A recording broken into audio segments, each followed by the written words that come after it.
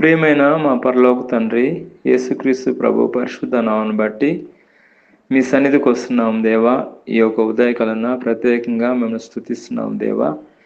మీ మహాకృపను బట్టి నాయన గత వారం అంతా కూడా కాపాడారు. ఈ వారం కూడా నాయన మరొక నూతన వారం చూడడానికి, మరొక నూతన నెల చూడడానికి ఇచ్చిన కృపను బట్టి వందనాలు తండ్రి. జనవరి నెలంతా కూడా కాపాడారు ప్రభా. మీ కృపను బట్టి నాయన ఫిబ్రవరి నెలలో ప్రవేశపెట్టారు. ఫిబ్రవరి నెలంతా కూడా మీరు కాపాడండి.